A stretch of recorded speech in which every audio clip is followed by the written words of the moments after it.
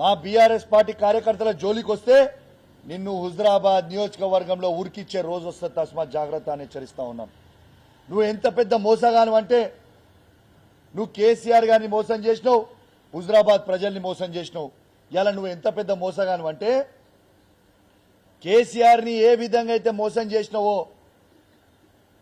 నీతోని వచ్చి TRS ఇష్పెట్టి TRS BRS నిష్పెట్టి TRS 20 ఏళ్లు జెండా మోసిన కార్యకర్తలు టీఆర్ఎస్ ని ఇష్పెట్టి నువ్వు మబ్బెపెట్టి పైసలు ఇస్తామని ఆశ పెట్టి వాళ్ళని తీసుకొని పోయినవే, ఇలా వాళ్ళని కూడా మోసం చేసినావు కదా నువ్వు. 20 ఏళ్ల చరిత్ర వాళ్ళు ఉద్యమం చేసిర్రు, టీఆర్ఎస్ పార్టీ జెండా మోసిన వాళ్ళని మోసం చేసి తీసుకుపోయి నీ 2021 ఎలక్షన్ తర్వాత కనీసం ఒక్కరినన్నా నువ్వు పట్టించుకున్నావా వాళ్ళని? ఒక్కరినన్నా పట్టించుకున్నావా వాళ్ళని?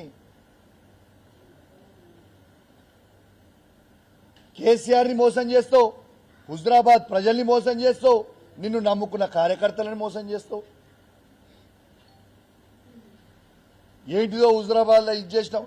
అరే హుజరాబాద్ ఇలా నీకు రాజకీయ భిక్ష పెట్టింది హుజరాబాద్ ప్రజలు. పాత కమలాపూర్ నియోజకవర్గం హుజరాబాద్ నియోజకవర్గం పెట్టింది రాజకీయ భిక్ష.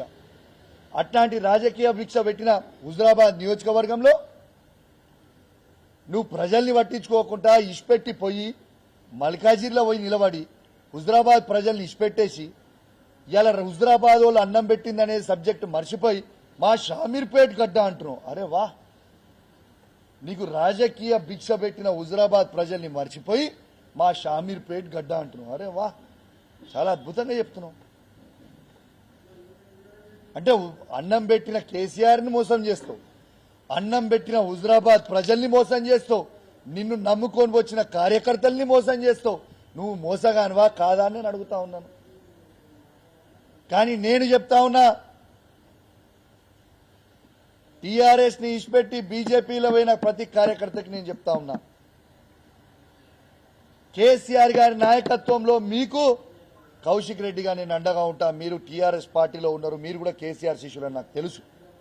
మీరందరూ కూడా వాపసు రావచ్చు, నేను స్వాగతిస్తా. I'm there.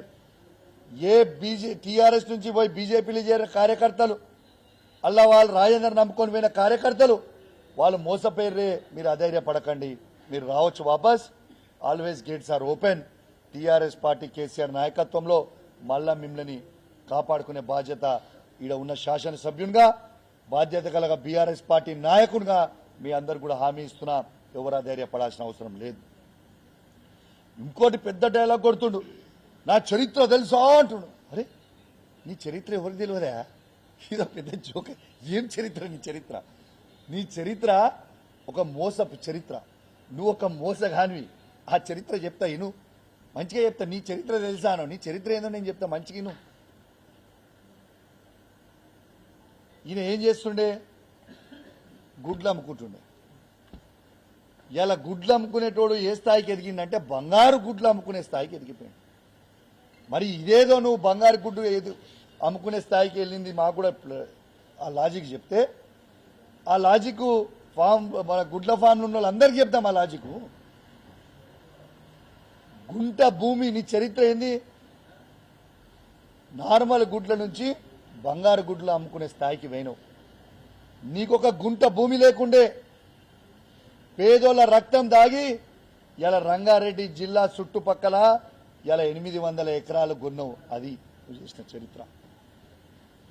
గట్టిగా వర్షం పడితే నీ ఇంట్లోకి నీళ్లు వస్తుండే, కానీ ఇలా 5 ఎకరాల దొరగట్టినట్టు గడిగట్టినవు. ఇవి వాస్తవాలు కాదా? నేను చెప్పింది వాస్తవం కాదా?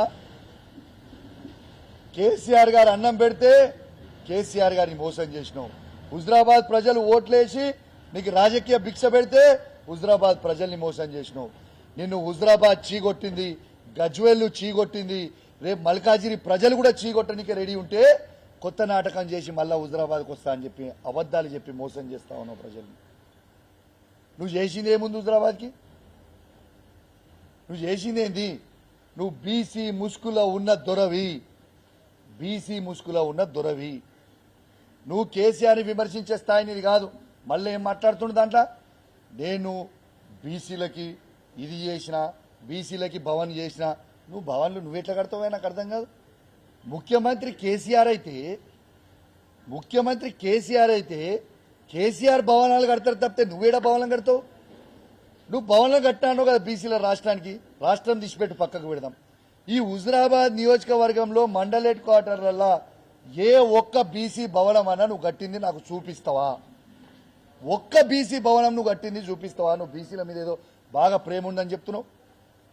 ఒక్క బీసీ భవన్ హుజురాబాద్ నియోజకవర్గంలో హెడ్ క్వార్టర్లో ముదిరాజ్ బిడ్డలకైనా, యాదవ బిడ్డలకైనా, కురుమల బిడ్డలకైనా, గౌడ బిడ్డకైనా, పద్మశాలి బిడ్డలకైనా, ఎనీ బీసీ కమ్యూనిటీ రజక బిడ్డలకైనా ఒక్క కమ్యూనిటీ హాల్ నువ్వు హుజురాబాద్ హెడ్ క్వార్టర్లో కట్టించింది చూపిస్తావా?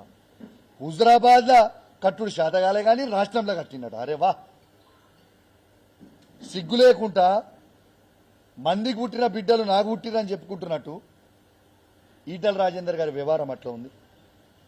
బాజాప్తు బీసీలకి ఆత్మ గౌరవానికి ఎవ్వరు ఊహించుకోని విధంగా ప్రతి కులానికి కేసీఆర్ గారే కట్టించారు బీసీలకి. గుర్తుపెట్టుకోండి, ఇది వాస్తవం.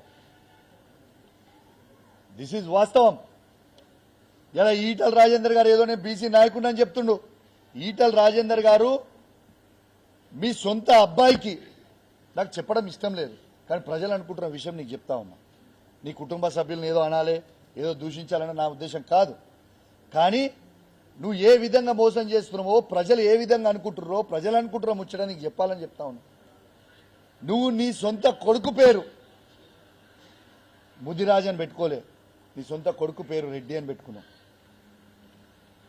నీ బిడ్డ పేరు ముదిరాజ్ అని పెట్టుకోలే, నీ బిడ్డ పేరు రెడ్డి అని పెట్టుకున్నావు. నిన్నగాక మొన్న నీకు పుట్టిన మనవని పేరు కూడా ఆఖరికి రెడ్డి అని పెట్టుకున్నావు. ఇక నీకు బీసీల మీద హక్కేముంటుంది బ్రదర్?